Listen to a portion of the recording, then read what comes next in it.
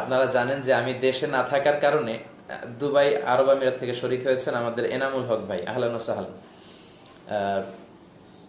আপনারা জানেন যে আমি দেশের বাইরে থাকার কারণে আমার personal secretary professor Mosharraf Hossain উনি আমার প্রোগ্রামগুলো রাখে। তো আপনারা মেহরবানি করে প্রোগ্রামের ব্যাপারে যদি যোগাযোগ করতে হয় ওনার সাথে যোগাযোগ করবেন। ওনার ফোন নাম্বার হচ্ছে 01912 40 92 81। নীলফামারী থেকে এক ভাই জয়েন করেছে। আমার মাহফিলগুলো রেগুলার শুনে একজন বলছেন। আচ্ছা, আপনাদের সবাইকে শুক্রিয়া। আমিও অন্তরের অন্তঃস্থল থেকে আপনাদের সবাইকে ভালোবাসি। I am also from Malaysia. Hossain Ahmed লিখেছেন, আলহামদুলিল্লাহ। তো 01912 40 92 81 এই নাম্বারে আপনারা যোগাযোগ করলে আমি কবে দেশে আসবো বা কবে থেকে প্রোগ্রাম নিচ্ছি, রমাদানের ফার্স্ট উইকে যদি যোগাযোগ করেন ইনশাল্লাহ আপনারা জেনে যাবেন।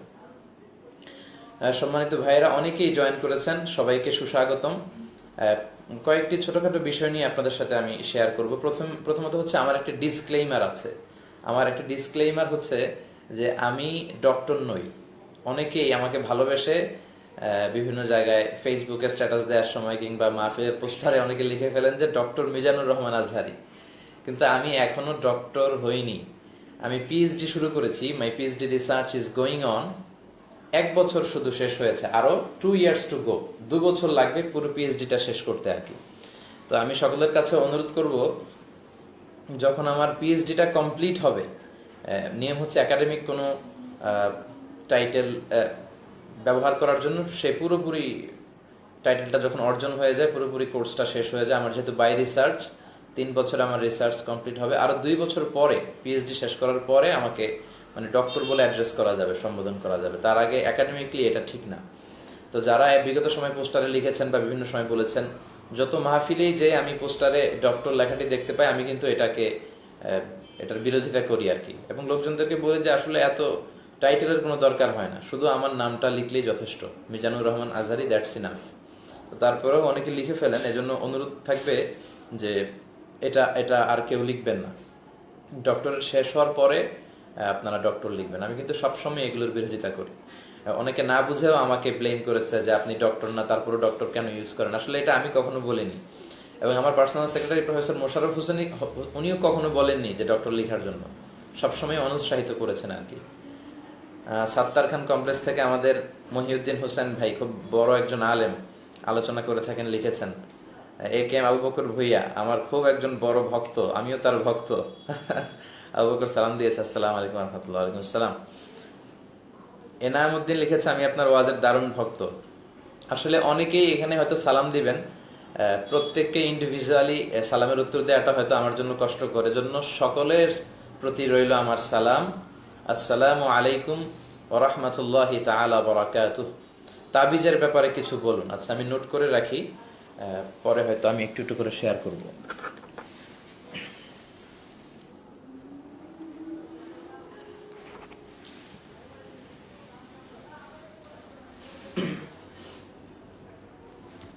জি, আপনি কোন বিষয়ের উপর পিএইচডি করতেছেন? The psychological aspect of human behaviour in the holy Quran. Allah এক এক মানুষকে এক এক ধরনের পার্সোনালিটি দিয়েছেন। পার্সোনালিটি টাইপসটা ভিন্ন হয়। তো এই যে মানুষ কখনো রেগে যায়, বিভিন্ন সার্কামস্ট্যান্সে মানুষ বিভিন্ন ধরনের রিয়্যাক্ট করে, মানুষের ইননেট ক্যারেক্টারিস্টিক্স, অ্যাকোয়ার্ড ক্যারেক্টারিস্টিক্স, এগুলো মহাগ্রন্থ আল কোরআন কিভাবে বিভিন্নভাবে উল্লেখ করেছে, বিভিন্ন ভার্সে, বিভিন্ন আয়াতে, এটার উপর আমার একটা রিসার্চ। আর আমি এমফিল করেছিলাম এমব্রয়োলজির উপর, ভ্রূণতত্ত্বের উপর, how the little embryo develops in mother womb, মায়ের পেটে বাচ্চার ভ্রূণটা কিভাবে ডেভেলপ করে। একটি ইসলামী সঙ্গীত হবে কিনা একজন লিখেছেন। হ্যাঁ, ইনশাআল্লাহ, আমি টুকে রাখছি, একটি ইসলামী সঙ্গীত হবে ইনশাআল্লাহ। সবই হবে।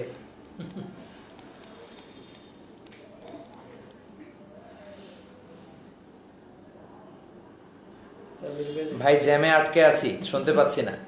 আসলে জ্যাম আমাদের নিত্যদিনের সঙ্গী।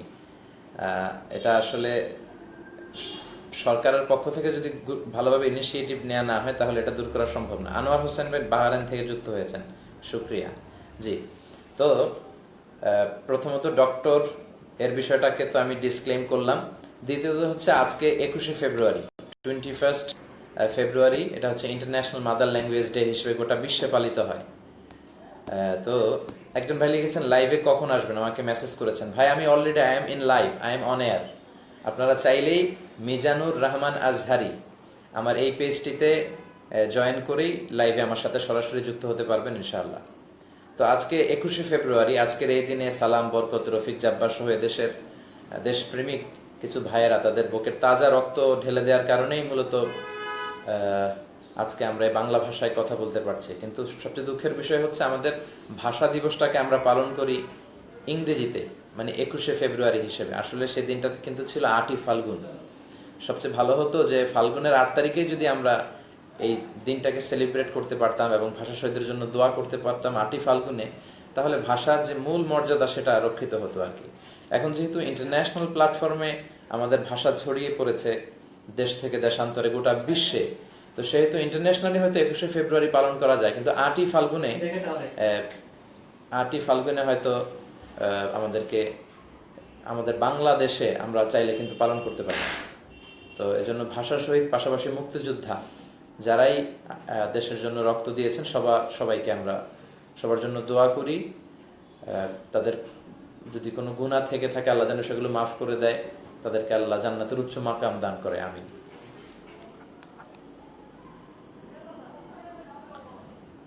নর্থ বাড্ডা থেকে হামিদুল ইসলাম জুয়েল ভাই, জি মাশাআল্লাহ। আচ্ছা, আর আপনাদেরকে ছোট্ট একটা সাজেশন দিব, সেটা হচ্ছে অ্যান্ড্রয়েডের সেট যারা ইউজ করেন, অ্যান্ড্রয়েড সফটওয়্যার দিয়ে যে সেটগুলো এগুলো যারা ইউজ করেন, সেখানে ব্যবহারের জন্য একটা অ্যাপসের কথা আজকে আপনাদের সাথে এই লাইভ আড্ডাতে শেয়ার করতে চাই। এই অ্যাপসটির নাম হচ্ছে আল হাদিস। আপনি আপনার প্লে স্টোরে যে বাংলায় আল হাদিস এটি লিখে দিলেই আপনি পেয়ে যাবেন। আল হাদিস যদি লিখে দেন তাহলেই আপনি এই অ্যাপসটি পেয়ে যাবেন। এই অ্যাপসটিতে আপনার আল কুতুবুস সিত্তা মানে সিহা সিত্তার সবগুলো হাদিস, তারপর আদাবুল মুফরাদ থেকে শুরু করে তারগিব ও তারহিব থেকে শুরু করে অনেক চমৎকার চমৎকার মানে হাদিসের বঙ্গানুবাদ বাংলায়, খুব সুন্দর বাংলায় অনুবাদ করা হয়েছে। আপনারা এই অ্যাপস নিলে আপনাদের অবসর সময়, আপনারা যখন গাড়িতে করে কোথাও যাচ্ছেন বা ফ্রি টাইম, আপনাদের লেজার টাইম পিরিয়ড আপনারা পার করছেন, তখন যদি আপনারা যুক্ত হন, তখন যদি মানে এই অ্যাপটা খুলে আপনারা পড়তে শুরু করেন খুব সহজেই বাংলা ভাষায়, প্রতিদিন একটি করে হাদিস পড়লে দেখা যাবে যে মাসে 30টি হাদিস আপনি পড়ে ফেলতে পারছেন আর কি। জি, আরো কিছু কমেন্ট করি।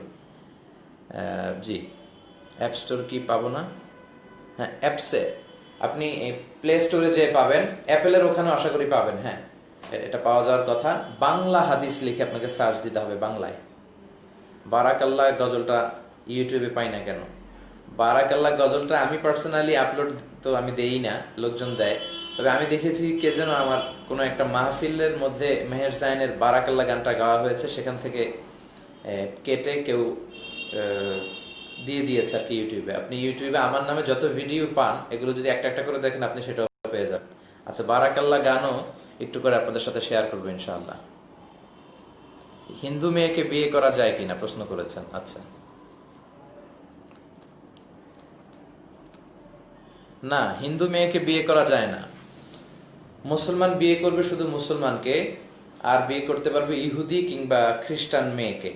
কোনো মুসলিম ছেলে ইহুদি মেয়ে বা খ্রিস্টান মেয়েকে বিয়ে করতে পারবে এই শর্তে, যদি বিয়ের পরে আস্তে আস্তে তাকে হয়তো ইসলামের সৌন্দর্যের দিকে আকৃষ্ট করে নিয়ে আসা যাবে। আর শিরকের দিকে যদি ওই মেয়ে ধাবিত না থাকে তাহলে নেওয়া যাবে। কিন্তু এমন যদি হয় যে বিয়ের পরে আপনি খ্রিস্টান হয়ে যাচ্ছেন, আপনি ইহুদি হয়ে যাচ্ছেন, তাহলে বিয়ে করা যাবে না। আর কোনো মুসলিম মেয়েকে ইহুদি খ্রিস্টানের দিকে, ইহুদি খ্রিস্টান কোনো ছেলের কাছে বিয়ে দেওয়া যাবে না। শুধু মুসলিম ছেলে ইহুদি খ্রিস্টান মেয়েকে বিয়ে করতে পারবে, কারণ তারা আহলি কিতাব। মুসলমান ছেলেদের সাথে আহলি কিতাব মেয়েদের বিয়ে জায়েজ।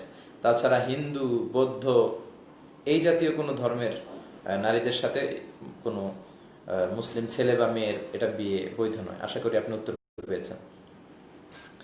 আচ্ছা, ইসলামী সঙ্গীতের ব্যাপারে কিছু রিকোয়েস্ট চলে এসেছে। আমরা ছোট্ট একটা ইসলামী সঙ্গীত দিয়ে শুরু করি। সাইফুল্লাহ মানসুর ভাইয়ের একটি গান আমার কাছে খুব ভালো লাগে আর কি, সেটা আপনাদের সাথে শেয়ার করি। মিনারের সুর কি তুমি শোনো না, সুপথের ডাক কি তুমি বোঝো না, মিনারের সুর কি তুমি শোনো না, সুপথের ডাক কি তুমি বোঝো না, বাগানের ফুল কি তুমি দেখো না, নাজাতের পথ কি তুমি খোঁজো না, মিনারের সুর কি তুমি শোনো না। তুমি কি রাতের আকাশ দেখো নাই, তুমি কি ভোরের প্রকাশ দেখো নাই, তুমি কি রাতের আকাশ দেখো নাই, তুমি কি ভোরের প্রকাশ দেখো নাই, তুমি কি বৃষ্টি নামা দেখো নাই, তুমি কি বৃষ্টি নামা দেখো নাই, তুমি কি সত্য মিথ্যা বোঝো না, মিনারের সুর কি তুমি শোনো না, সুপথের ডাক কি তুমি বোঝো না, বাগানের ফুল কি তুমি দেখো না, নাজাতের পথ কি তুমি খোঁজো না, মিনারের সুর কি তুমি শোনো না।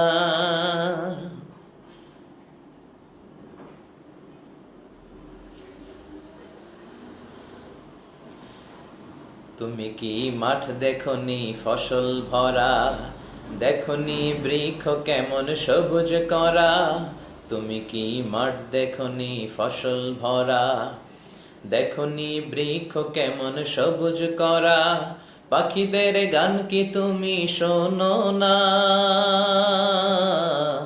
কত কিছু চতুর্দিকে করলো কে যোজনা,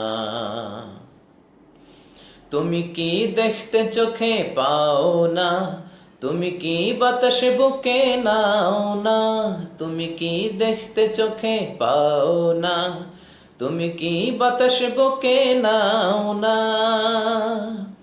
ভালোর বিজয় চাও কি তুমি, ভালোর বিজয় চাও কি তুমি, তবে কেন হকের পথে যোঝো না, মিনারের সুর কি তুমি শোনো না, সুপথের ডাক কি তুমি বোঝো না, বাগানের ফুল কি তুমি দেখো না, নাজাতের পথ কি তুমি খোঁজো না, নাজাতের পথ কি তুমি খোঁজো না। ধন্যবাদ সবাইকে। আসলে গানটাতে কনসেন্ট্রেট করা খুব কঠিন ছিল, কারণ গানও গাচ্ছিলাম আর আপনাদের কমেন্টও দেখছিলাম, তো মাঝে মাঝে ব্রেক হয়ে যাচ্ছিল। অনেকে লিখেছেন আমাকে আর আমার মামা শ্বশুর গোলাম পরোয়ার সাইদি আরাফাতকে খুব ভালো লাগছে। আসলে গোলাম পরোয়ার সাইদি আরাফাত আমার মামা শ্বশুর, আর আমার নানির শাশুড়ি গতকাল ওনার অপারেশন হয়েছে। আমি আপনাদের সবার কাছে দোয়া চাই, দোয়া করবেন আল্লাহ যাতে ওনাকে সুস্থ করে দেন। তো মেডিকেল থেকে ফোন এসেছে, এজন্য উনি লাইভটাকে স্কিপ করে মেডিকেলে চলে গিয়েছে। আমরা ওনার সুস্বাস্থ্য কামনা করি, আল্লাহ যাতে ওনাকে তাড়াতাড়ি শিফায়ে কামেলা আজলা নসিব করে। অনেকে লিখেছেন ভাই বরিশালে আসবেন কবে, দিনাজপুর থেকে বলছি। হিজরা মেয়েকে বিয়ে করা যায় কিনা, খুবই কন্ট্রাডিক্টরি কোশ্চেন। বিয়ে হয় আসলে ছেলের সাথে মেয়ের, মেয়ের সাথে ছেলের, মেয়ে মেয়ে বিয়ে জায়েজ নাই, এটাকে লেসবিয়ান বলে, গে ম্যারেজ আর কি। ছেলে ছেলে বিয়ে জায়েজ নাই, যেটাকে গে বলে, হ্যাঁ, হোমোসেক্সুয়ালিটি। লুত আলাইহিস সালামের কওমের মধ্যে এই সমকামিতা, মানে ছেলের প্রতি ছেলে সেক্সুয়ালি অ্যাট্রাক্টেড হতো, এটা এখন আমেরিকাতে বিভিন্ন স্টেটে ওরা গে ম্যারেজকে, লেসবিয়ান ম্যারেজকে লিগালাইজ করেছে। কিন্তু যারা ইসলামকে আমরা চর্চা করি, মুসলিম, তাদের জন্য এটা সম্পূর্ণরূপে হারাম, এটা বড় ধরনের কবিরা গুনাহ। তবে হিজরা যদি কেউ থেকে থাকে সে চিকিৎসা নেবে। এখন অনেকের এরকম থাকে যে হরমোনের প্রবলেম হওয়ার কারণে সে ছেলে হয়েও ছেলেদের প্রতি আকৃষ্ট, এটা চিকিৎসা নেওয়ার মাধ্যমে সে যদি সুস্থ হয় তখন একটা মেয়েকে সে বিয়ে করতে পারবে। ইসলামে ছেলে মেয়ে ডিফারেন্ট সেক্সের বিয়ে হয়, সেম সেক্স সেম জেন্ডারের মধ্যে বিয়ে জায়েজ নেই। ইকবাল ভাই লিখেছেন চিটাগাং আসবেন কখন, কুমিল্লা আসবেন কবে। আচ্ছা, তাবিজের ব্যাপারে প্রশ্ন করেছেন একজন। তাবিজ খুব ইন কেস অফ ইমার্জেন্সিতে ঝুলানো যায়, কিন্তু রাতে স্বপ্ন দেখেছেন, স্বপ্নের ব্যাপারে জিজ্ঞেস করেছেন। আচ্ছা, তাবিজ আপনাকে এক পর্যায়ে শিরকের দিকে নিয়ে যেতে পারে আর কি। তো রাসূল সাল্লাল্লাহু আলাইহি ওয়াসাল্লাম এজন্য তাবিজ না ঝুলিয়ে রুকিয়া করতেন, ঝাড়ফুঁক। জিন, বদ জিন যদি আসর করে তাহলে আপনি সূরা ফালাক, সূরা নাস এ দুটা পরে ফু দিবেন, রুকিয়া করবেন, আপনার ঝাড়ফুঁক আপনিই করবেন, এটাই বেশি বরকতময়। এবং আয়াতুল কুরসি পড়ে ফু দিবেন। আর যদি কেউ অসুস্থ থাকে, দুরারোগ্য ব্যাধিতে, অনেকে ক্যান্সার আক্রান্ত, চিকিৎসার পাশাপাশি আপনি সূরা ফাতিহা করে রুকিয়া করবেন। মদ বিক্রি, আচ্ছা, তো ফাতিহার সাথে ফাতিহা পড়ে আপনি রুকিয়া করবেন, কারণ সূরা ফাতিহাকে বিষ্ণু ইসলাম বলেছেন সূরাতুশ শিফা। বিশ্বনবী সূরা ফাতিহা পড়ে ফু দিয়েছেন, অনেকে সুস্থ হয়েছে, হাদিসে পাওয়া যায়। কিছু সাহাবারা সফরের মধ্যখানে বুখারীর বর্ণনায় মরুভূমিতে একজন লোককে সাপে দংশন করেছিল, তাকে সূরা ফাতিহা দিয়ে রুকিয়া করে আল্লাহ তাকে সুস্থ করেছেন, এগুলো পাওয়া যায়। তো আপনারা রুকিয়া করবেন, তাবিজ নয়। আচ্ছা, স্বপ্নের ব্যাপারে প্রশ্ন করেছেন একজন। স্বপ্ন, মুমিনের স্বপ্ন কিন্তু গুরুত্বপূর্ণ। মুমিনের স্বপ্ন এটা নবুয়তির একটা অংশ, নবুয়তির 46 ভাগের 1 ভাগ, খুব সম্ভবত এরকম হাদিসে এসেছে। পাক্কা মুমিন যারা, যারা সালাত আদায় করে, যারা আল্লাহর ওলি, এরকম মুমিন যারা, তাদের স্বপ্নটা গুরুত্বপূর্ণ। স্বপ্ন অনেক সময় অর্থবহ হয়। তো অনেকেই স্বপ্নের ব্যাপারে জিজ্ঞেস করেছেন। স্বপ্নের ব্যাপারে সবচেয়ে স্পেশালিস্ট সাহাবী নবী ছিলেন সাইয়েদনা ইউসুফ আলাইহিস সালাম। তাবিরুর রুইয়া, তিনি স্বপ্নের ব্যাখ্যা জানতেন, ওনার বাবার কাছ থেকে উনি এটা শিখেছিলেন। এবং সাহাবাদের মধ্যে সবচেয়ে ভালো স্বপ্নের ব্যাখ্যা জানতেন সাইয়েদনা আবু বকর রাদিয়াল্লাহু আনহু। আর তাবিঈদের মধ্যে জানতেন মুহাম্মদ ইবনে সিরিন। এজন্য ওনার একটা স্বপ্নের বই আছে তাবিরুল আহলাম নামে, মুহাম্মদ ইবনে সিরিনের। তো এটা মাজার সম্পর্কে জানতে চেয়েছে অনেকে। এজন্য স্বপ্নটা গুরুত্বপূর্ণ। স্বপ্ন দেখলেই সবার সাথে শেয়ার করবেন না। অনেকে যেটা করে, স্বপ্ন একটা দেখলে বন্ধুদের সাথে শেয়ার করে, ওয়াইফের সাথে, ভাইদের সাথে। না, এটা আপনি শেয়ার করবেন না। আমার আলোচনা বালাগাত ফাসাহাত ভালো লাগে, স্টাইল ভালো লাগে, অনেক শুকরিয়া। জি, বিতিরের সালাত কয় রাকাত জিজ্ঞেস করেছেন। বিতির, জি বলছিলাম স্বপ্নের ব্যাপারে রাসূল ইসলাম বলেছেন লা তাকুসুর রুইয়া ইল্লা আলা আলিমিন আও নাসিহ। তোমার কোনো শুভাকাঙ্ক্ষী বা বড় আলেম ছাড়া অন্য কারো কাছে স্বপ্নের কথা বলো না। ফা ইন্না রুইয়া তাকাউ আলা মা তুআব্বার, কারণ স্বপ্নের ব্যাখ্যা তো তেমনই হয়ে থাকে যেমন এটার ব্যাখ্যা করা হয়। তো স্বপ্নের ব্যাপারে বলতে গেলে অনেক সময় লেগে যাবে। ইমাম মালিক রাহিমাহুল্লাহ যখন বেঁচে ছিলেন, ওনার সময়কালে এক লোক স্বপ্ন দেখে, এটা মুহাম্মদ ইবনে সিরিনের সময় খুব সম্ভব, এক লোক স্বপ্ন দেখেছে তার ছেলের পেট উঁচু হয়ে গিয়েছে। তিনি যে এক মূর্খের কাছে বললেন, মূর্খ বলল তোমার ছেলে তো মারা যাবে। ঠিকই কয়েকদিন পরে তার ছেলে মারা গিয়েছে। আর আরেক ব্যক্তিও একই স্বপ্ন দেখেছেন যে তার ছেলের পেট এত উঁচু হয়ে গিয়েছে।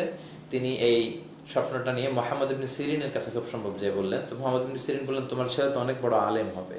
পরবর্তীতে তার ছেলে অনেক বড় যুগশ্রেষ্ঠ আলেম হয়েছিল। এজন্য ফাইন্না রুইয়া তাকাউ আলা মা তুআব্বার, স্বপ্নের ব্যাখ্যা তেমনই হয়ে থাকে যেমন এটার তাবির করা হয়। এজন্য যে কারো কাছে বলবেন না। আপনাদের এলাকায় সবচেয়ে বয়োজ্যেষ্ঠ বা সবচেয়ে বড় প্রবীণ আলেম, যিনি খুব আমল করেন, খুব ভালো কোরআন হাদিস জানেন, তার কাছে যে এক্সপ্রেস করতে পারেন যদি আপনি চান। ইসলামিক সং, জি বারাকাল্লাহর ব্যাপারে একজন রিকোয়েস্ট করেছে, একটু করে আপনাদের সাথে শেয়ার করবো ইনশাআল্লাহ, আমি টুকে রেখেছি। তো এজন্য স্বপ্নটা যেমন ব্যাখ্যা করা হয় তেমনই হয়। এজন্য স্বপ্নের কথা সবার সাথে শেয়ার করবেন না।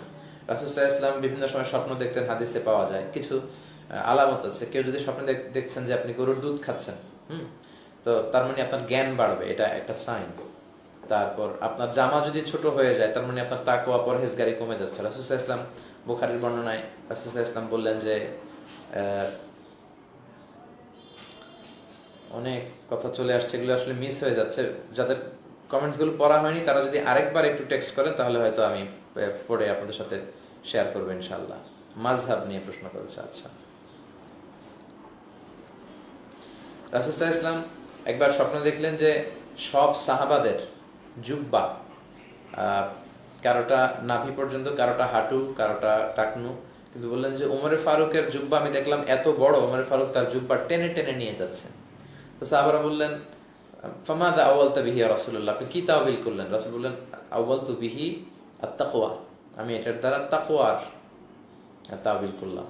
তার মানে ওমর রাদিয়াল্লাহু তাআলা তাকওয়া বেশি ছিল, জুব্বা বড়। তো জামা বড়, এটা তাকওয়ার বহিঃপ্রকাশ। জামা ছোট হওয়া, এটা তাকওয়া যে কমে যাচ্ছে সেটার বহিঃপ্রকাশ। দুঃখজনকভাবে আমরা দেখি যে আমাদের মা বোনদের যাদের জন্য হিজাবকে আল্লাহ ফারজ করেছেন, তাদের কাপড় ছোট ছোট হতে হতে এখন লেহেঙ্গা, পাখি ড্রেস, শর্ট হতে শুরু করেছে। মানে ইসলামটা শেষ করে দেওয়া হচ্ছে আর কি। তো জন্য জামা বড় হওয়া এটা তাকওয়ার পরিচয়। আবার আরেক স্বপ্নের কথা আল্লাহ রাসূল সাহাবাদের সাথে শেয়ার করলেন যে রাসূল আঙ্গুল দিয়ে দুধ খাচ্ছিলেন বা মধু খাচ্ছিলেন, তো পরে খেতে খেতে কিছু রয়ে গেল মধু বা দুধ, সেটা তিনি ওমরে ফারুককে খেতে দিলেন, অন্যদেরকে না দিয়ে ওমরে ফারুককে দিলেন। সবাই বললেন এটা দিয়ে আপনি কি বোঝাতে চাইলেন? রাসূল বললেন আউয়াল তু বিহি আল ইলম, এটা দ্বারা আমি নলেজ কে বুঝালাম। শহীদ মিনারে ফুল, আচ্ছা শহীদ মিনারে ফুল, তো এই জন্য কেউ দুধ খাচ্ছেন মধু খাচ্ছেন, এটা আপনার জ্ঞান বাড়বে ইনশাআল্লাহ, এটার একটা প্রমাণ। তো এইভাবে মুহাম্মদ ইবনে সিরিনের স্বপ্ন ব্যাখ্যা যদি আপনারা পড়েন তাবিরুল আহলাম, তাহলে এই ব্যাপারে জানতে পারবেন। মদ না, মদের ব্যবসা করা যাবে না, মদকে তো কমপ্লিটলি ইসলাম হারাম করে দিয়েছে। রেড ওয়াইন বলেন, অ্যালকোহল, হুইস্কি যেগুলি বলেন কোনোটাই করা যাবে না। ভিতরের সালাতের ব্যাপারে প্রশ্ন এসেছে, হ্যাঁ আমি শেয়ার করবো ইনশাআল্লাহ। নামাজ শুরু হওয়ার পরে রুকু পেলে কি করবেন? আচ্ছা রুকু, জি। মাজার, রাসূল সাল্লাল্লাহু বলেছেন আমি তোমাদেরকে কবর জিয়ারত করতে নিষেধ করেছিলাম একটা সময়, নাহাইতুকুম আন জিয়ারাতিল কুবুর আল আনা ফাজুরুহা ফাইন্নাহা তুযাক্কিরুল আখিরা। কিন্তু এখন সমস্যা নেই, এখন তোমরা কবর জিয়ারত করো, কেননা এটা আখিরাতকে স্মরণ করিয়ে দেয়। তো আপনি আপনার বাবার কবর, মায়ের কবর, আত্মীয়দের কবর জিয়ারত করবেন, যে তাদের জন্য দোয়া করবেন, বা আপনাদের পাশ দিয়ে যাচ্ছেন কারো কবর বা কোনো আল্লাহর প্রিয় অলির কবর, হ্যাঁ তার পাশ দিয়ে যাচ্ছেন, আপনি সালাম দিবেন, দোয়া করবেন, এতে কোনো সমস্যা নেই, কিন্তু তার কাছে কিছু চাওয়া যাবে না। আল মাইয়িতু ফিল কবর কাল গারিকু ফিল বাহর, সাঁতার না জানা ব্যক্তি সাগরে পড়লে যেমনি অসহায়, কবরে চলে গেলে মানুষ তেমনি অসহায়। তার জন্য যদি আমরা দোয়া করি তাহলে সে পাবে। সে আসলে আপনাকে কিছু দেওয়ার মতো ক্ষমতা রাখে না, দেওয়ার মতো ক্ষমতা তার থাকে না, দেওয়ার ক্ষমতা শুধু আল্লাহ তাআলা। কবরে যে কিছু চাওয়া যায় না, বরং তাদের জন্য হাদিয়া পাঠাতে পারেন, তাদের জন্য দোয়া করে। মাযহাব ইসলামের একটা সৌন্দর্য। আসলে এই কন্ট্রাডিক্টরি বিষয়গুলো নিয়ে অনেক বেশি কথা হয় সোশ্যাল মিডিয়াতে, কেউ খুব বাড়াবাড়ি করে, কেউ খুব ছাড়াছাড়ি করে। আসলে ব্যালেন্স হতে হবে, আল ওয়াসাতিয়াতু ওয়াল ইআতিদাল। আমাদের মধ্যে এই পারস্পরিক সম্মান দেয়া, সহনশীলতাটা খুব কম। প্রিয় ভাইয়েরা, আবারও আমি বলছি, সহনশীলতা এটা ইসলামের একটা সৌন্দর্য। আপনাকে সহনশীল হতে হবে। হ্যাঁ, কিয়ামতের দিন আল্লাহ জিজ্ঞেস করবেন না যে তুমি কি হানাফি ছিলা না মালিকি ছিলা, এটা না। আল্লাহ বলবেন যে কোরআন সুন্নাহর আলোকে আহকামগুলো মেনেছো কিনা। তো সেটাই তো মাযহাবের আলোকে মানা হয়। মাযহাব ইসলামের একটা সৌন্দর্য। কেউ যদি মাযহাব না মেনে আপনি বলেন যে আমি কোরআন হাদিসে এত বেশি দখল অর্জন করেছি, কোনো মতামত মানার দরকার নেই, আমি নিজেই মানতে পারি, ইটস ওকে। আপনি যদি এত বড় স্কলার হন, মুজতাহিদ হন, আপনি মানতে পারেন। কিন্তু সাধারণ মানুষের জন্য তিনি যেভাবে শিখে এসেছেন, আলেমদের কাছ থেকে শুনেছেন, সে এত রিসার্চ করবে কোত্থেকে? তার তো একটাই জায়গা, ইমাম সাহেব, তার তো একটাই জায়গা যার কাছ থেকে তিনি ইসলাম শিখেছেন। তো তিনি মাযহাব মানবেন, তিনি ওইভাবে আমল করবেন, এতে কোনো সমস্যা নেই। মাযহাব হচ্ছে ইসলামের সৌন্দর্য। আর যারা মাযহাবের আলেম ছিলেন, এরা গোটা বিশ্ব জয়ী আলেম ছিলেন। তাদের একজনকে এক পাল্লায় রাখলে আর আমাদের সবাইকে আরেক পাল্লায় রাখলে ওনাদের পাল্লা ভারী হয়ে যাবে। ইমাম আবু হানিফা কত বড় আলেম ছিলেন, ইমাম শাফিঈ, হ্যাঁ, ইমাম আহমদ ইবনে হাম্বল, ইমাম মালিক, অনেক বড় আলেম ছিলেন। তো এই জন্য কোরআন হাদিস হচ্ছে, এটা হচ্ছে লাইক ডায়মন্ড, এটা হচ্ছে like, better to say gold, স্বর্ণ, খাঁটি সোনা। খাঁটি সোনা দিয়ে কিন্তু গলায় পড়া যায় না। কোরআন হাদিস হচ্ছে খাঁটি সোনা, আর এই মাযহাবের এই ওনাদের উক্তিগুলো, কথাগুলো হচ্ছে খাদ। তো খাঁটি সোনা দিয়ে অলংকার করা যায় না, অলংকার বানাতে হলে খাদ যুক্ত করতে হয়। তো কোরআন হাদিস খাঁটি সোনা, এটা ডিরেক্টলি অনেক সময় মানা যায় না। এটা বুঝতে হলে আলেমদের কথার মধ্য দিয়ে, সাহাবাদের কথার মধ্য দিয়ে, তাবেঈদের কথার মধ্য দিয়ে, ওলামায়ে মুতাকাদ্দিমিন মুতাআখিরিনদের কথার মধ্য দিয়ে, তাদের কথাগুলো নিয়ে খাদ যুক্ত করে এটাকে জুয়েলারি বানিয়ে অর্নামেন্টস করে তারপরে পড়তে হয়। এজন্য মাযহাব হচ্ছে ইসলামের একটা সৌন্দর্য। আমাদের সবাইকে একমতের উপর ফিট হয়ে যেতে হবে, স্যুট করতে হবে, এটা ঠিক না। সবাইকে এক ড্রেস পড়তে হবে, একইভাবে ভাবতে হবে। বৈচিত্র্যের মধ্যেই ঐক্য খুঁজতে হবে। বৈচিত্র্যটাও কিন্তু একটা সৌন্দর্য, সবাই একরকম চিন্তা করবে না। আবদ্ধ জায়গায় উলঙ্গ হয়ে গোসল করা যাবে কিনা? হ্যাঁ যাবে, তবে এটা মুরুয়াতের খেলাফ। লুঙ্গি পরে বা কিছু একটা দিয়ে আপনার প্রাইভেটসকে ঢেকে রেখে গোসল করতে পারাটা ভালো, তবে এটা জায়েজ আছে। আচ্ছা, রুকু, জি, রুকু পেলে রাকাত পাওয়া হয়, তবে অনেকে রুকু ধরার জন্য দৌড় দেয়। বিষ্ণু এটা নিষেধ করেছেন। বিষ্ণু বলেছেন আস্তে আস্তে যাবা। ইদা উকিমাতিস সালাতু ফালা তাতুহা তাসআউন ওয়া আতুহা তামশুন। যদি একামত হয়ে যায় দৌড় দিয়ে যাবে না, হেঁটে হেঁটে যাবে, ধীরস্থির ভাবে। ফামা আদরাকতুম ফাসাল্লু ওয়া মা আতাকুম ফাতিমু। যা পাবে ওটা পড়বে, যেটা হারাবে ওটা তুমি পরে আদায় করে নেবে। অনেকে দেখে যে রুকুটা হয়ে যাচ্ছে, তো একটা দৌড় দেয়। অনেকে দৌড়াতে যে টাইলসের মসজিদে পায়ে ওজোর পানি ছিল, পিছলা খেয়ে পড়ে পাও ভেঙেছে, এরকম স্টোরি আমার জানা আছে। তো এই জন্য দৌড় দেওয়া যাবে না, আপনি হেঁটে হেঁটে যাবেন, হেঁটে হেঁটে যেয়ে আস্তে আস্তে শরীর খাবেন। কারণ আপনি কার সামনে দাঁড়াচ্ছেন? আপনি মালিকুল আমলাক, রাজা দিরাজ, সব রাজার রাজা, মহারাজা আল্লাহ রাব্বুল আলামিনের দরবারের সামনে যে দাঁড়াচ্ছেন, তাকে আপনি হাজিরা দিচ্ছেন। তো ওখানে যদি খুব দ্রুত যে আপনি শরীর হন নামাজে, আপনি তো ব্রেথ ইন ব্রেথ আউটটা খুব তাড়াতাড়ি হবে, হাঁপাবেন। তো আপনি যখন হাঁপাচ্ছেন তখন আপনি কিভাবে খুশু খুদু মেনটেন করবেন? এই জন্য আস্তে আস্তে যাবেন। সিগারেটের ব্যাপারে প্রশ্ন,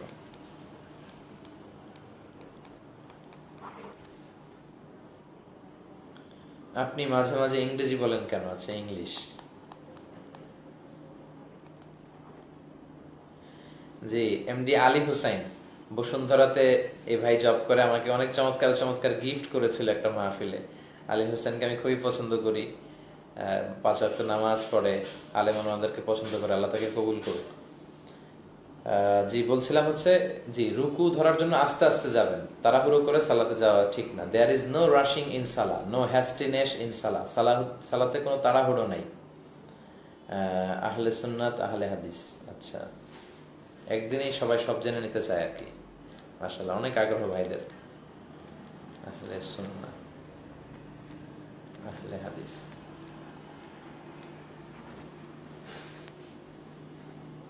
জি। তো রুকু যদি পেয়ে যান আপনি রাকাত পাবেন, তবে শর্ত হচ্ছে অ্যাটলিস্ট এক তাসবিহ পরিমাণ ইমামের সাথে পেতে হবে। সুবহান রাব্বিয়াল আযীম এতটুকু পড়লেন, তারপরে ইমাম বলল সামি আল্লাহু লিমান হামিদা, আপনারা দাঁড়ালেন, তাহলে আপনি ওই রাকাত পেয়েছেন। কিন্তু ইমাম যখন উঠতে শুরু করেছে তখন আপনি যে রুকু ধরলেন, এটাতে আপনি রাকাত পাবেন না। সিগারেট, না সিগারেট খাওয়া যাবে কিনা, অনেকে মাকরু বলে, হারাম বলে, আসলে এটা হারাম। আমার শাশুড়ি, আমরা সবাই আপনার অজের ভক্ত। জি, অনেক শুকরিয়া, মাশাআল্লাহ। লাইভে আসার জন্য ধন্যবাদ, যারা জয়েন করেছেন আপনাদের সবাইকে ধন্যবাদ। আচ্ছা, অনেকে অসুস্থ আছে, আমি সবার সুস্থতার জন্য দোয়া করি। আল্লাহুম্মা রাব্বান নাস আযহিবিল বাস ইশফি আনতাশ শাফি লা শিফা ইল্লা শিফাউক শিফাউন লা ইগাদিরু সাকমা। একজন ভাই প্রশ্ন করেছেন তারান্নুম মানে কি? তারান্নুম শব্দের অর্থ কি? তারান্নুম শব্দের অর্থ মৌমাছির গুনগুন শব্দ। হ্যাঁ, হাদিসে যদিও দাবিয়া সাউতিন নাহাল আছে, কিন্তু তারান্নুম মৌমাছি বা এই জাতীয় যে গুনগুন গুনগুন একটা মিউজিক করে, শব্দ করে, এটাকে আরবিতে বলে তারান্নুম। মেয়েদের নাম হিসেবে এটা রাখা, এটা খুব সুন্দর একটা নাম, চাইলে মেয়েদের নাম রাখতে পারেন তারান্নুম।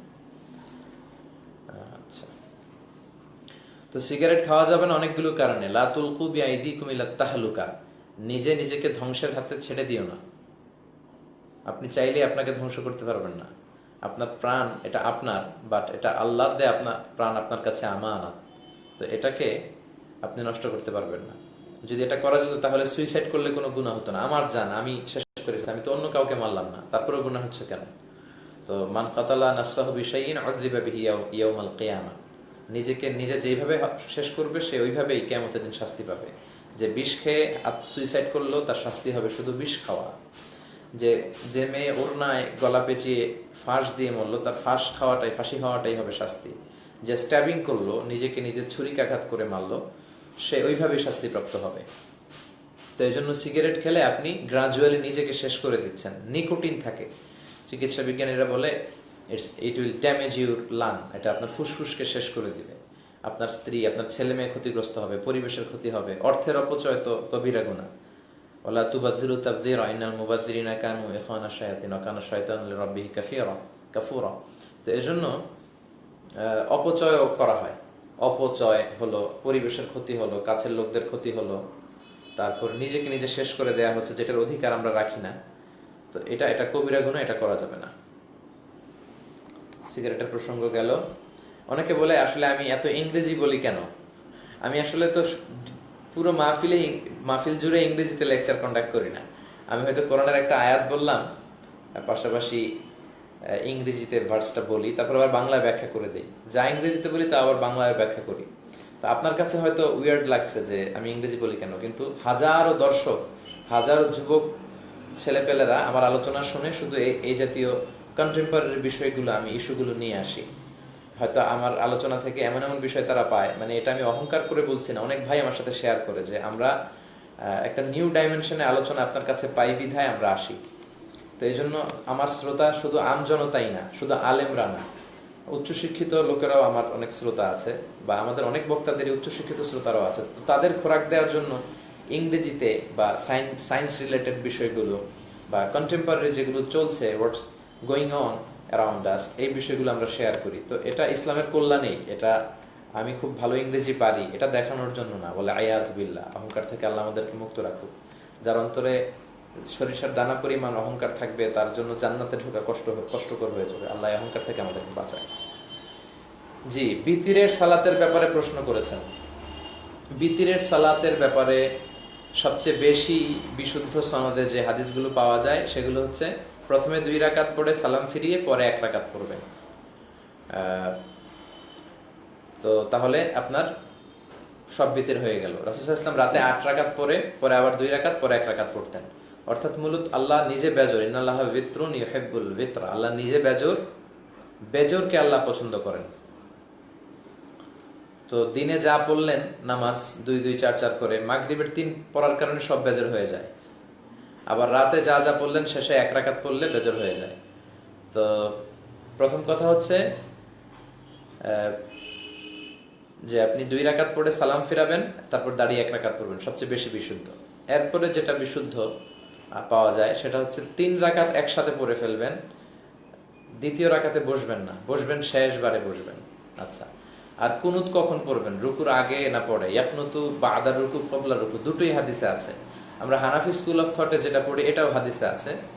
অনেকে বলে এগুলো হাদিসে নাই, না আছে, আপনি পড়বেন। আপনার পড়ার সীমাবদ্ধতা থাকার কারণে আপনি যদি বলেন না হানাফিরা যা আমল করে কিছুই হাদিসে নাই, এটা ভুল হবে। আপনি ইয়ে পড়েন, কি বলে, নাসবুর রয়া পড়েন, আলা তাখরিজুল হিদায়া, হেদায়ার যে হাদিসগুলো এনেছে হানাফি স্কুল অফ থটের উপর, কোন হাদিসের ভিত্তিতে ওনারা মাসালা করেছেন, ইসলামবাদ করেছেন, সব আপনি পাবেন ওখানে। ক্বাবলার রুকু বা'দার রুকু আছে, হাত তুলে আছে, হাত তোলা ছাড়া আছে, সবভাবে আল্লাহ রাসূল করতেন। তাহলে প্রথমে বললাম 2 রাকাত পড়ে সালাম ফিরিয়ে পরে 1 রাকাত। দ্বিতীয় পদ্ধতি বললাম 3 রাকাত একসাথে, বৈঠক হবে শুধু শেষের বৈঠক। আর তৃতীয় পদ্ধতি আমরা হানাফিরা যেভাবে পড়ি, মাগরিবের থেকে ভিন্ন হলেই হবে।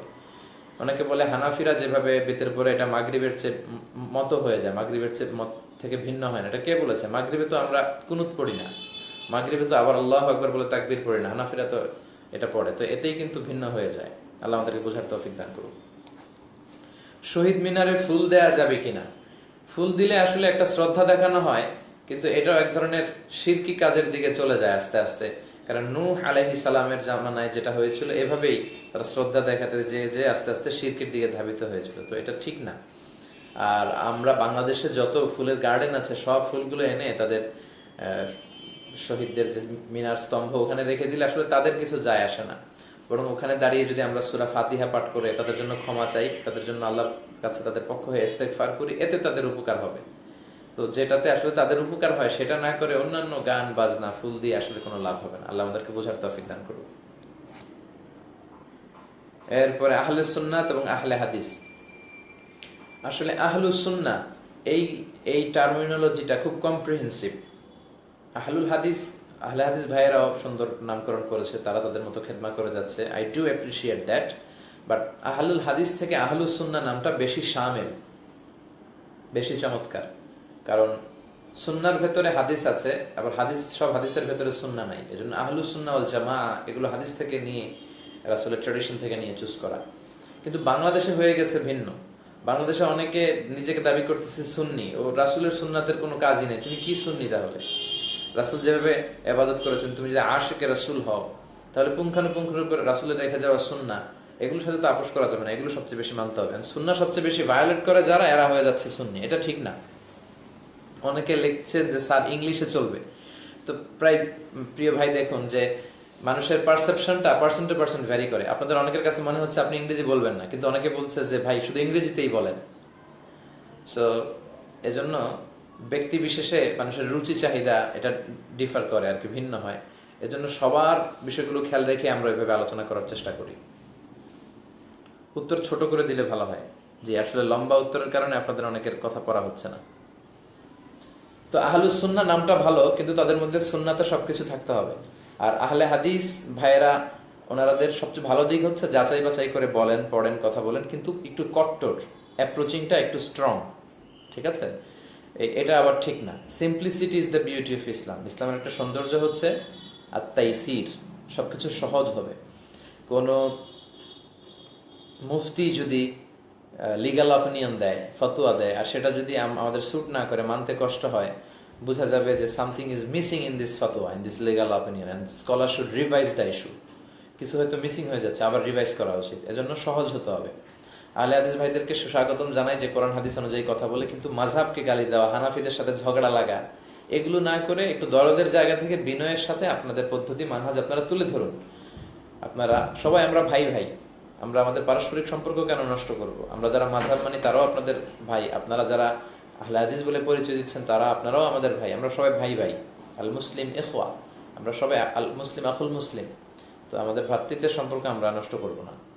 তো কারো ভিন্ন মানহাজ থাকতে পারে, সেটা আপনারা বিনয়ের সাথে আপনারা অন্যদের সাথে পেশ করবেন আপনাদের মেথোডোলজি, কিন্তু কঠোর হওয়া যাবে না। আহলে হাদিসের ভাইরা কিছু কিছু বিষয় দেখা যায় যে খুব বেশি কঠোরতা অবলম্বন করে, এটাও ঠিক না।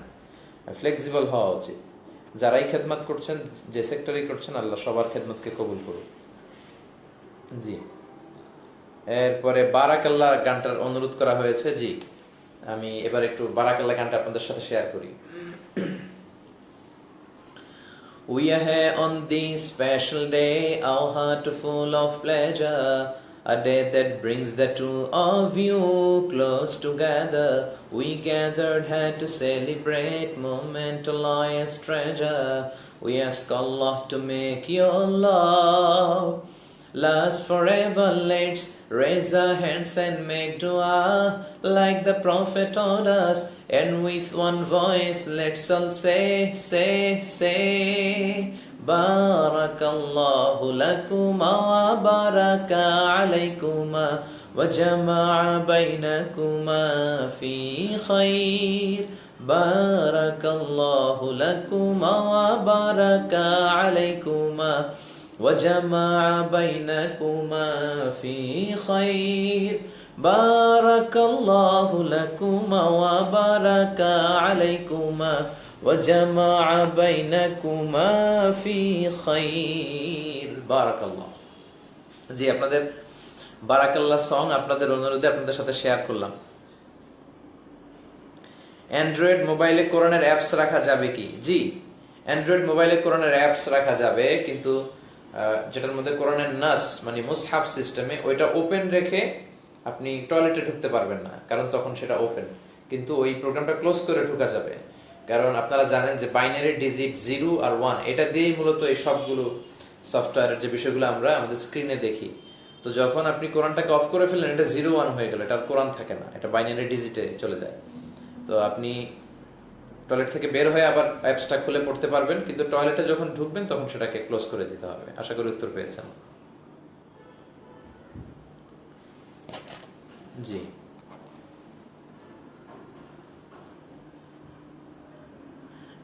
আমার টুপিটা নাকি অনেক সুন্দর, শুক্রিয়া। এগুলো মালয়েশিয়া এবং ইন্দোনেশিয়াতে খুব পড়ে, তারা এরকম লাল বা কালো কালারের টুপিটা খুব বেশি পড়ে। তো আমরাও এই টুপিগুলো রাখি, লম্বা গোল, এগুলো নিয়ে আসলে কোনো সমস্যা নেই। আপনি টুপি পরলেই সুন্নাহ হয়ে যাবে, আপনার সুবিধা মতো আপনি পড়বেন। কোরআনকে কোরআন শরীফ বলা যাবে কিনা এক ভাই প্রশ্ন করেছেন, নাম হচ্ছে শরীফ হোসাইন। ও আচ্ছা, ওনার নামও শরীফ। কোরআনকে কোরআন শরীফ বললে কোনো গুনাহ হবে না, বলা যাবে, কারণ শরীফ শব্দের অর্থ ভালো, সম্মানিত কোরআন। কিন্তু আমি সাজেস্ট করি যে কোরআনে কোথাও কোরআনকে কোরআন শরীফ বলা হয়নি। শরীফের চেয়েও আরো সুন্দর সুন্দর কিছু নামে আল্লাহ কোরআনের নাম দিয়েছেন। তো আল্লাহ যে নামগুলো পছন্দ করলেন, আমরা সেগুলো পছন্দ করব না কেন? আমাদের তো সেগুলোই পছন্দ করা উচিত। আল্লাহ কোরআনকে বলেছেন কোরআনে কারীম, কোরআনে মাজিদ, কোরআনে হাকিম। তো কোরআন শরীফ না বলে আপনি ওগুলো বলেন, তাহলে কোরআন থেকে নেয়া চুজ করা শব্দগুলো ব্যবহার করা হলো, এবং সেগুলোই উত্তম আমি মনে করি।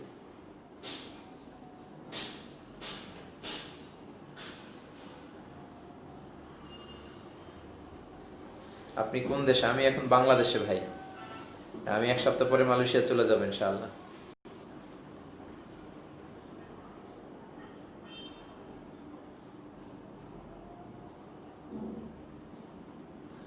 জাকির নায়েকের ব্যাপারে অনেক প্রশ্ন আপনারা করছেন। উনি আসলে কম্পারেটিভ রিলিজিয়ান, তুলনামূলক ধর্মতত্ত্ব, সমাজ পরিবর্তনের যুবকদের কথা। আচ্ছা, তুলনামূলক ধর্মতত্ত্বের একজন স্পেশালিস্ট। এবং ওনার আলোচনাগুলো শুনলে আসলে অবাক লাগে। আল্লাহ ওনাকে খুব শার্প একটা মেমোরি দিয়েছেন, কোথায় কোরআনের কোথায় কোন চ্যাপ্টারে কোন ভার্সে কি আছে, বাইবেলের কোন চ্যাপ্টারে কি আছে, ত্রিপিটাকের কোন ভার্সে কি আছে, মহাভারতের জিন্দাবেস্তার কোথায় কি আছে, সব উনি বলতে পারেন। খ্রিস্ট ধর্মের কোনো পণ্ডিত বসে থাকলে ফাদাররাও চুপ করে ওনার সামনে বসে থাকে, হিন্দু ধর্মের গুরুরাও চুপ করে বসে থাকে, মানে অন্যান্য ধর্মের ব্যাপারে এতটা তার দখল। তো উনি তো আমাদের পুরো মুসলিম উম্মার জন্য একটা অহংকার যে উনি ইসলামের বাস্তবতাকে, ইসলাম যে একটা ইউনিভার্সাল রিলিজিয়ন, ধর্ম, এটাকে গোটা বিশ্বের সামনে উনি তুলে ধরেছেন। মালয়েশিয়াতে উনি আসে, আমাদের সাথে দেখা হয়, তারপর আরব বিশ্বে যায়, ইউরোপে যায়, আফ্রিকাতে যায়, এবং এক একটা গ্যাদারিংয়ে ওনার, মালয়েশিয়াতে যখন এসেছিল লক্ষ লক্ষ লোকের জামায়াত হয়। তো এটা কিন্তু আমাদের জন্য একটা প্লাস পয়েন্ট। ওনার মাধ্যমে অনেক হাজার হাজার অমুসলিমরা মুসলমান হচ্ছে, আপনি সেটা দেখেন। এখন তিনি, ওনার যদি কোনো বিষয় আপনার কাছে অপছন্দ হয়, উনি প্যান্ট পরেন, শার্ট পরেন, টাই পরেন, এই বিষয়ে যদি আপনার অপছন্দ হয় তাহলে আপনি জুব্বা পরেন, সমস্যা তো নেই। আর বাস্তবতা হচ্ছে ইসলামের কোনো বেঁধে দেওয়া ড্রেস কোড নেই যে আপনাকে জুব্বাই পরতে হবে, আপনাকে চাদরই পরতে হবে বা প্যান্টই পরতে হবে, না। ইসলাম পোশাকের ব্যাপারে, ড্রেস কোডের ব্যাপারে কিছু মৌলিক নীতিমালা দিয়েছে। ওই নীতিমালাগুলো ঠিক রেখে, অক্ষুণ্ণ রেখে আপনি যে রকম মনে চায় পোশাক পরতে পারবেন। মৌলিক নীতিমালা কি? ছেলেদের জন্য নাভি থেকে হাঁটু পর্যন্ত ঢাকা থাকতে হবে, এটা হচ্ছে ছেলেদের জন্য। সিল্কের কোনো পোশাক পরা যাবে না, স্বর্ণজড়িত কোনো পোশাক পরা যাবে না, একেবারে অন্য ধর্মের প্রতীক বহন করে ক্রুশ লাগানো, খ্রিস্টানদের ক্রুশ, এরকম কোনো পোশাক পরতে পারবে না। এগুলো মেনটেন করে ছেলেরা যে কোনো পোশাক, সে জুব্বা পরতে পারবে, টি শার্ট পরতে পারবে, শার্ট পরতে পারবে, চাদর পরতে পারবে। মেয়েদের ক্ষেত্রে মেয়েদের পোশাক পাতলা হতে পারবে না, ভারী হতে হবে। মেয়েদের পোশাক টাইট ফিটিং হতে পারবে না, ঢিলা হতে হবে। মেয়েদের পোশাকে তাদের সারা শরীর, it should cover whole body, পুরো দেহটা ঢেকে রাখতে হবে। তারপর অন্য ধর্মের সাথে মিলে যেতে পারবে না। ছেলেরা মেয়েদের পোশাক, মেয়েরা ছেলেদের পোশাক পরতে পারবে না। এগুলো মেনটেন করে মেয়েরা যে কোনো ধরনের পোশাক পরতে পারবে। তো এই জন্য যদি পোশাকের যে মৌলিক নীতিমালা, এটা ঠিক রেখে আপনি শার্ট, প্যান্ট, জুব্বা যেটা মনে চায় পরতে পারবেন। কারণ বাংলাদেশে যে পোশাকটা স্যুট করে, আরবের মরুর দেশে হয়তো সেটা স্যুট করবে না, আরব দেশে যেটা স্যুট করে জাপানে হয়তো সেটা স্যুট করবে না। এই জন্য পোশাকের বিষয়টা আল্লাহ আমাদের সহজের জন্য সুনির্ধারিত করে দেন নাই। প্রিয় ভাইয়ের, একটা জিনিস খেয়াল রাখবেন, ইউরিদুল্লাহু বিকুমুল ইউসরা ওয়ালা ইউরিদু বিকুমুল উসরা। আল্লাহ তোমাদের জন্য সহজ চান, কঠিন চান না। দেখা যাচ্ছে যে আল্লাহ সহজ করে দিয়েছেন, আমরা এটা নিয়ে বাড়াবাড়ি করি। আমি মাঝে মাঝে বলি যে আল্লাহ ছাড় দেয় কিন্তু মৌলবী ছাড় দেয় না, এটা ঠিক না। ইসলামের যেটা ছাড় দিয়েছে, যতটুকু রুখসাত দিয়েছে, আর রুখসাতু হাদিয়াতুম মিন হাদাইয়াল্লাহ ফাখুযু হাদিয়াতা রাব্বিকুম, এই রুখসাতটা, ছাড় দেওয়াটা, এটা আল্লাহর পক্ষ থেকে একটা গিফট। তো এই গিফট আপনি নেবেন না কেন? আপনি শুধু শুধু এই বিষয়টা নিয়ে কড়াকড়ি করবেন কেন, যেখানে ইসলাম ছাড় দিয়েছে, আল্লাহ ছাড় দিয়েছে। আল্লাহ আমাদেরকে বোঝার তৌফিক দান করুন। যুবকদের ব্যাপারে বলতে বলেছে, যুবকরা হচ্ছে ইসলামের কান্ডারি। কারণ তাদের আছে বাঁধ ভাঙা উচ্ছ্বাস, তাদের আছে প্রাণশক্তি, তাদের আছে কাজ করার হিম্মত। তো এই হিম্মতটা ইসলামের কল্যাণে কাজে লাগাতে হবে। এবং রাসূল যখন ইসলামের দাওয়াত দিতে শুরু করলেন, আরকাম ইবনে দারুল আরকামের ঘরে থেকে কোরআনের বাণী পৌঁছাতে লাগলেন, যুবকরাই প্রথমে সাড়া দিয়েছে। প্রত্যেকটা যুদ্ধে মুসলিম যুবকেরা তাদের দক্ষতা, নৈপুণ্যতা দেখিয়েছে এবং রাসূলের জন্য তারা সবকিছু স্যাক্রিফাইস করেছে। এজন্য যুবকরা ইসলামের অনেক কল্যাণে তারা নিজেদেরকে বিলিয়ে দিয়েছে। এজন্য যুবকরা যদি কোনো ভালো কাজের ইনিশিয়েটিভ নেয়, ওটাতে বারাকা হয় খুব বেশি। বিশ্বনবী নিজেও যুবকদেরকে খুব পছন্দ করতেন, আমিও যুবক ভাইদেরকে পছন্দ করি। যুবক ভাইদের অ্যারেঞ্জমেন্টে যে তাফসীর প্রোগ্রামগুলো হয়, আমি ওখানে গেলে খুব স্বতঃস্ফূর্ত একটা ভাব পাই, খুব মন থেকে ভালো লাগে। আচ্ছা, মালয়েশিয়া থেকে অনেকে জয়েন করেছেন। অনেকের কমেন্টগুলো আসলে পড়া হয়নি, কারণ আমি যখন আলোচনা করছিলাম বা আপনাদের প্রশ্নের উত্তর করছিলাম, অনেক প্রশ্ন হয়তো চলে গিয়েছে। আপনারা ক্ষমা সুন্দর দৃষ্টিতে দেখবেন। আবার যদি আপনি লিখেন, হয়তো সেটা আপনাদের সাথে শেয়ার করা যেতে পারে। একজন লিখেছেন, আমার বাবা কি করেন? আমার বাবা, উনি আগে একটা এয়ারো গ্রুপ অফ ইন্ডাস্ট্রিজের কমার্শিয়াল ম্যানেজার ছিলেন, দীর্ঘ সময় আগে আর কি। তারপর থেকে রিটায়ার্ড, এখন ওই রকম কিছু করেন না, অবসরপ্রাপ্ত আর কি।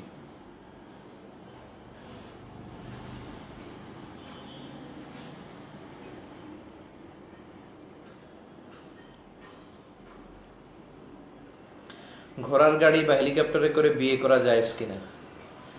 শুধু বিয়ের জন্য ঘোড়ার গাড়ি আর হেলিকপ্টার কেন, যে কোনো সময় তো হেলিকপ্টার ঘোড়া ইউজ করা যায়। এবং ঘোড়াতে তো চড়তে রাসূল উৎসাহিত করেছেন, আল্লিমু সিবিয়ানাকুম আর রিমায়া ও সিবাহা ও রুকুব আল খাইল। এই রুকুব আল খাইল মানে ঘোড়ায় চড়া। ইমাম মাহাদি আসলে ওনার সাথে ঘোড়ায় চড়ে জেহাদে অংশগ্রহণ করতে হবে। তো মুসলমান তো ঘোড়ায় চড়ে বিজয় ছিনিয়ে আনার জাতি, ঘোড়ায় চড়া যাবে না কেন? অবশ্যই যাবে। আপনি যদি বিয়ের জন্য ঘোড়ায় চড়তে চান হতে পারে এটা, তবে খুব বেশি শো অফের মানসিকতা ঠিক ঠিক না। খুব বেশি লোক দেখানো, লৌকিকতা, রিয়া, এটা যাতে এসে না যায়।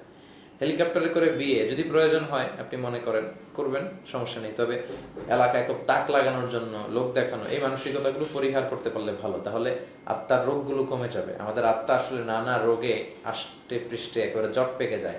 এজন্য এগুলো থেকে বেরিয়ে আসা উচিত।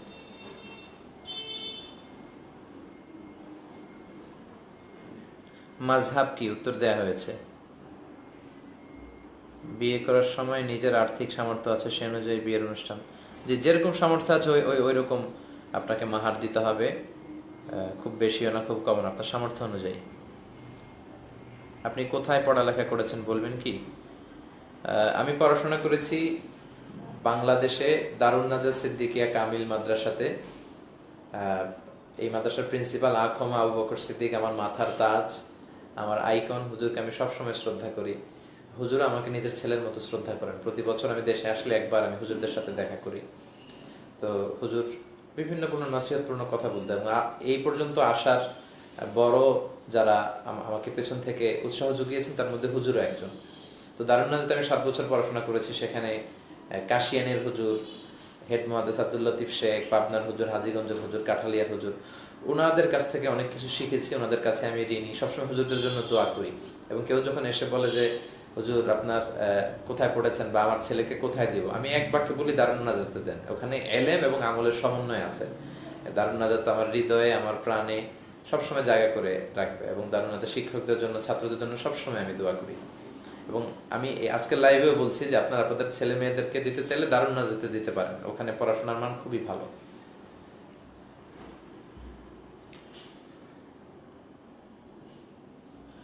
কোরআন অজু ছাড়া হাত দিয়ে ধরা যাবে কিনা? কোরআনের উপরে ধরা যাবে, কিন্তু কোরআনের আয়াতগুলোর মধ্যে যাতে আঙ্গুল না লাগে এভাবে ধরতে হবে। কিশোরগঞ্জ থেকে এক ভাই জয়েন করেছেন, অনেক শুকরিয়া। ইটালির রোম থেকে একজন জয়েন করেছে। যারা মুসলিম উম্মার সমালোচনা নিয়ে ব্যস্ত তাদের ব্যাপারে কিছু বলেন।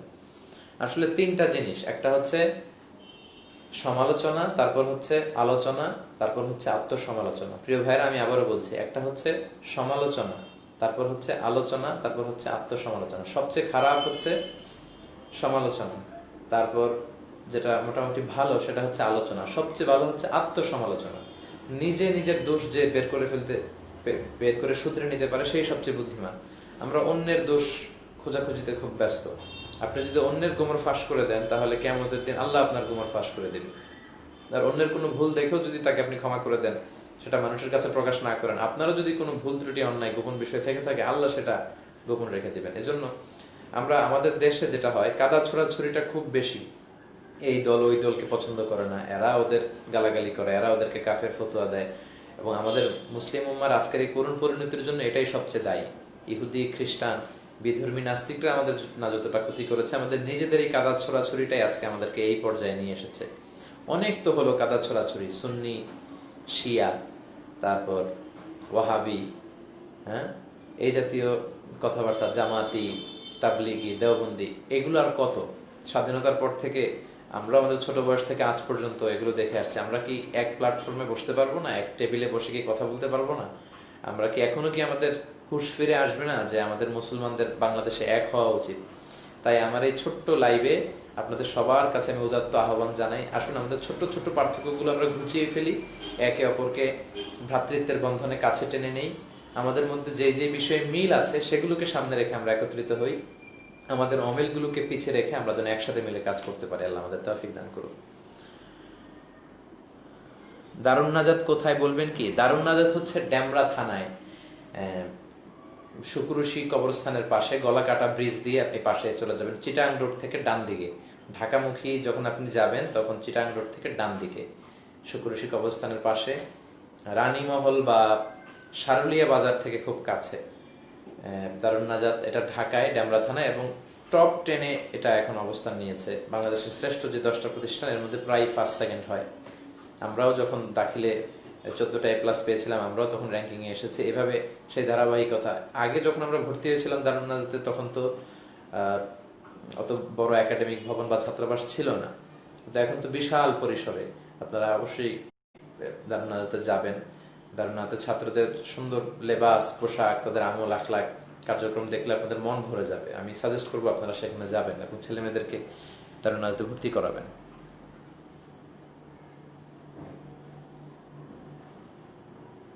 সৌদি আরবের তাবুক থেকে আবু আনাস ভাই দেখছেন। ভাই আপনাকে শুকরিয়া।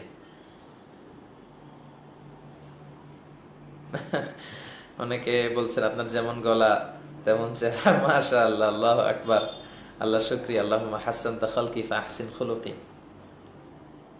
ওমান থেকে ওমর ফারুক ভাই বলছেন এখন আপনি কি করেন? আমি আসলে এখনো পড়াশোনা করি, পিএইচডি করি মালয়েশিয়াতে, আর উইন্টার সিজনে দেশে তাফসির প্রোগ্রামে কিছু জয়েন করার জন্য আসি। এবছর প্রোগ্রাম অলমোস্ট শেষ করেছি। কাল থেকে 1 সপ্তাহ সফরে কক্সবাজার 2টা, তারপরে যশোর, তারপর খুলনা এবং সাতক্ষীরাতে প্রোগ্রাম করে আমি আবার চলে যাব মালয়েশিয়াতে। তো একজন ভাই লিখেছেন যে তাহাজ্জুদ জামাতে পড়া না, শুধু রমাজানে জামাতে পড়া, বাকি সময় একা একা পড়া ভালো। নফল নামাজগুলো একা একা পড়া উত্তম। একজন লিখেছে প্রতি মাসে যেন একবার করে আমি লাইভে আসি। প্রিয় ভাইরা, আপনারা যদি মনে করেন যে আসলেই এই লাইফটা আপনাদের উপকার হচ্ছে এবং আসলেই আমার কথা থেকে আপনারা কিছু নিতে পারছেন বা শিখতে পারছেন আপনাদের আখিরাতটা সুন্দর করার জন্য, আপনাদের আমলের নিয়তে যে আপনারা জীবন ঘনিষ্ঠ বিষয়গুলো জানতে পারছেন, যদি আপনারা মনে করেন এই লাইভে বা এই লাইভের কমেন্টসে আপনারা জানাবেন বিস্তারিত, তাহলে যদি সুযোগ হয় মাসের প্রতি প্রথম শুক্রবারে বা পরের শুক্রবারে, মাসের প্রথম শুক্রবার বা শেষ শুক্রবার বা প্রথম জুমাবার শেষ জুমাবার, যে কোনো একটা সুইটেবল কনভিনিয়েন্ট টাইমে আপনাদের এবং আমি লাইভে আসার চেষ্টা করব। আমি ওয়াদা দিতে পারছি না, কারণ নানা কাজে নানা দায়িত্ব নিয়ে ব্যস্ত থাকা লাগে। যদি সুযোগ হয়, যদি খুবই ফ্রুটফুল হয় আপনাদের কাছ থেকে, তা আজকে অনেক সাড়া পেলাম। প্রায় 500 জনের মতো লোক আছেন এখন, 488 জন আপনারা লাইভ শুনছেন কথাগুলো। অনেক ছোটখাটো তাফসির মাহফিলে 500 লোকও হয় না অনেক সময়। তো আপনারা 500 জন লোক বসে কথা শুনছেন, এটা খুব চমৎকার একটা আশার বিষয় যে মানুষ কোরআন সুন্নাহর সহি কথাগুলো শুনবার জন্য অধীর আগ্রহে অন্যান্য কাজ বাদ দিয়ে তারা বসে থাকে। আমি আমার অন্তরের অন্তঃস্থল থেকে মোবারকবাদ জানাই আমার প্রিয় মামা গোলাম পরওয়ার সাইদি আরাফাত। ওনার আম্মা মানে আমার নানি শাশুড়ি অসুস্থ, উনি শুরুর দিকে ছিলেন, ওনার জন্য আমি দোয়া চাই। উনি থাকলে এখন আপনাদেরকে শুভেচ্ছা জানাতেন। আমার মনে হয় দীর্ঘ সময় আমরা লাইভে আলোচনা করেছি। আপনারা যদি উপকৃত হয়ে থাকেন কমেন্টে জানাবেন এবং এই লাইভটি আপনারা শেয়ার করে দিবেন আপনাদের প্রিয়জনদের সাথে, আপনাদের বন্ধুদের সাথে শেয়ার করে দিবেন। কোরআনের বার্তা পৌঁছে যাক দেশ থেকে দেশান্তরে, গোটা বিশ্বের সব জায়গায়। আমি আপনাদের সবার জন্য দোয়া করি, আমি নিজেও দোয়া চাই। আপনারা সবাই ভালো থাকবেন, সুস্থ থাকবেন, সুন্দর থাকবেন। আপনাদের সুন্দর ভবিষ্যৎ কামনায় এখানে বিদায় নিচ্ছি। আমি মিজানুর রহমান আজহারি। ভালো থাকেন, সুস্থ থাকেন, কোরআনের সাথে থাকেন। আসসালামু আলাইকুম ওয়া রাহমাতুল্লাহি তাআলা ওয়া বারাকাতুহু।